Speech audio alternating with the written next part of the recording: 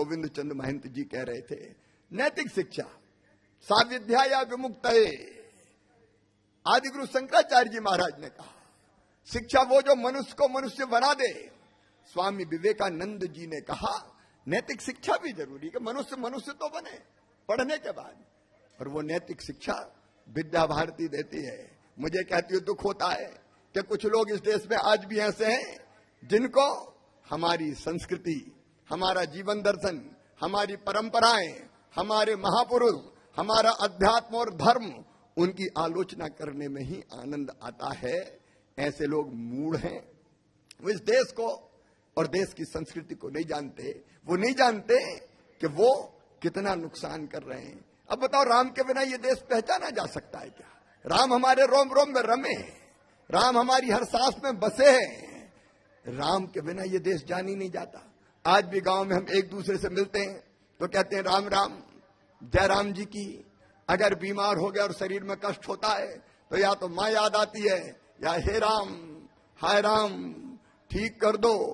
और तो और जब अंतिम संस्कार के लिए भी जाते हैं तब इस देश में अर्थी कंधों पर रख के यही कहते हुए तो जाते हैं कि राम नाम सत्य है, सत्य बोलो गत्य है। हमारे रामायण हो, महाभारत हो, वेद हो, उपनिषद हो, श्रीमद् भगवद गीता हो, ये अमूल्य ग्रंथ है हमारे।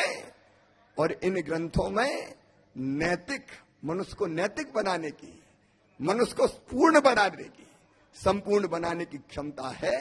और इसलिए हमारे इन धर्म ग्रंथों की शिक्षा भी, मुख्यमंत्री होने के नाते भी कह रहा हूं, हम तो, अब बताओ, राम के बिना ये देश पहचाना जा सकता है क्या? राम हमारे रोम रोम में रमे हैं, राम हमारी हर सांस में बसे हैं। राम के बिना ये देश जान ही नहीं जाता। आज भी गांव में हम एक दूसरे से मिलते हैं तो कहते हैं राम राम, जय राम जी की। अगर बीमार हो गया और शरीर में कष्ट होता है तो या तो माँ याद आती है या हे राम, हाय राम, ठीक कर दो। और तो और जब अंतिम संस्कार के लिए भी जाते हैं तब इस देश में अर्थी कंधों पर रख के यही कहते हुए तो जाते हैं कि राम नाम सत्य है, सत्य बोलो गत्य है। हमारे रामायण हो, महाभारत हो, वेद हो, उपनिषद हो, श्रीमद् भगवद गीता हो, ये अमूल्य ग्रंथ है हमारे। और इन ग्रंथों में नैतिक, मनुष्य को नैतिक बनाने की, मनुष्य को पूर्ण बनाने की, संपूर्ण बनाने की क्षमता है।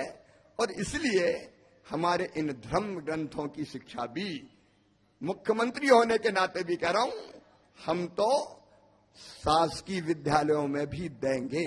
गीता का सार पढ़ाएंगे, रामायण जी पढ़ाएंगे, महाभारत के प्रसंग पढ़ाएंगे। क्यों नहीं पढ़ाना चाहिए? क्यों नहीं पढ़ाना चाहिए राम, भगवान राम को? अब तुलसीदास जी ने इतना महान ग्रंथ लिखा है, परहित सरिस धर्म नहीं भाई, पर पीड़ा सम नहीं अधमाई। ऐसा ग्रंथ कहीं मिलेगा? सिया राम मैं सब जग जानी, सब जगह सीताराम है। सृष्टि के कण कण में भगवान विराजमान है, हर एक आत्मा परमात्मा का अंश है, हर एक घट में बस वो ही समाया हुआ है।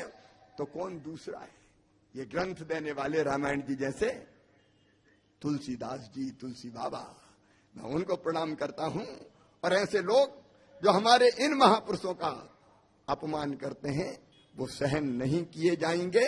मध्य प्रदेश में हमारे इन पवित्र ग्रंथों की शिक्षा देकर हम अपने बच्चों को नैतिक भी बनाएंगे, पूर्ण भी बनाएंगे।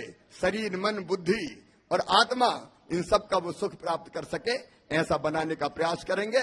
और इस काम में विद्या भारती ने जो योगदान दिया है, मध्य भारत में भी, संपूर्ण मध्य प्रदेश में भी और संपूर्ण देश में भी, इसलिए मैं एक बार फिर विद्या भारती को प्रणाम करता हूं। हम सभी जो इस काम में लगे उन सबको मैं प्रणाम करता हूं। और प्रिय भैया बहनों, पढ़ो। जो आज आपने प्रदर्शन किया है वो सचमुच में अद्भुत है।